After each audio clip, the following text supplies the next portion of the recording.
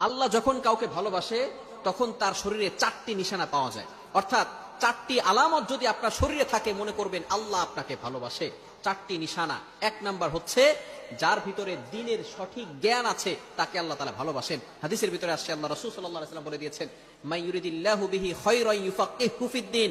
আল্লাহ তাআলা যার কল্যাণ চান, যার মঙ্গল চান, তাকেই দ্বীনের সঠিক বুঝ দান করেন। ভালো করে মনে রাখবেন, এই যে ইলম, এই যে জ্ঞান, এটা আবার দুই প্রকার। একটা হচ্ছে দুনিয়াবি জ্ঞান, আর একটি হচ্ছে আখিরাতের জ্ঞান, দ্বীনের জ্ঞান, যেটা আল্লাহ তাআলাকে স্যাটিসফাই করার জন্য করা হয়। এটাই হচ্ছে সঠিক জ্ঞান। সুতরাং দুনিয়ার জন্য নয়, আমরা আল্লাহ তাআলাকে স্যাটিসফাই করার জন্য যদি আমরা জ্ঞান শিখতে পারি, যার ভিতরে আল্লাহ তাআলাকে সন্তুষ্ট করার জন্য যদি জ্ঞান থাকে, তাহলে মনে করবেন আল্লাহ তাকে ভালোবাসে।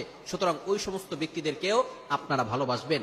সুতরাং সবসময় মনে রাখবেন, যাকে আল্লাহ তাআলা ভালোবাসে তাদেরকে যদি আমরা ভালোবাসতে পারি, তাহলে আল্লাহ পাক রব্বুল আলামিন আমাদেরকেও ভালোবাসবেন। 1 নাম্বার হচ্ছে যাদেরকে আল্লাহ তাআলা দ্বীনের সঠিক জ্ঞান দান করেন তাদেরকে আল্লাহ তাআলা মহব্বত করেন। নাম্বার 2, দ্বিতীয় নাম্বার হচ্ছে যারা বেশি বিপদে পড়ে আল্লাহ তাআলা তাদেরকে মহব্বত করেন। যার শরীরে দেখবেন একের পর এক বিপদ আসতেছে, অসুস্থতা আসতেছে, বারবার বিপদ, একের পর এক বিপদ, একটা বিপদ যাওয়ার পর পরে আরেকটা বিপদ আসতেছে, আপনি হতাশ হবেন না প্রিয় ভাই। আল্লাহ তাআলা আপনাকে ভালোবাসেন। এই কোটি কোটি মানুষের ভিতরে আল্লাহ তাআলা আপনার প্রতি ফোকাস করেছেন, আল্লাহ তাআলা আপনাকে ভালোবেসেছেন, বিধায় আল্লাহ পাক রব্বুল আলামিন আপনাকে বিপদ দিয়েছেন। মনে রাখবেন, নবীদেরকে আল্লাহ তাআলা বিপদ দিয়েছেন। ইব্রাহিম আলাইহিস সালাম খলিলুল্লাহ এবং মিল্লাত আবিকুম ইব্রাহিম, যিনি সকল মুসলিম উম্মাহের, সকল মুসলমানদের পিতা এবং সকল মুসলমানদের লিডার, নেতা। সুতরাং ইব্রাহিম আলাইহিস সালামকে আল্লাহ তাআলা সবচেয়ে বেশি কষ্ট দিয়েছেন এবং পরীক্ষা করেছেন। আর প্রত্যেকটা পরীক্ষা ইব্রাহিম আলাইহিস সালাম ফার্স্ট ক্লাস ফার্স্ট হয়ে গোল্ডেন A+ পেয়ে নাম্বার 1 হয়েছেন। সুতরাং বিপদে আপনি ঘাবড়াবেন না, বিপদে হতাশ হবেন না। মনে রাখবেন, আল্লাহ তাআলা বলেন 30 নম্বর পারার ভিতরে সূরা ইনশিরাহের 6 নম্বর আয়াতে আল্লাহ তাআলা বলেন, ইন্নামা আল উসরি ইউসরা, there is happiness after suffering. কষ্টের পরে সুখ রয়েছে, কষ্টের পরে স্বস্তি রয়েছে। আপনি বিপদে ঘাবড়াবেন না, আপনি হতাশ হবেন না। বিপদ আসলে মনে করবেন আল্লাহ আপনাকে ভালোবাসে।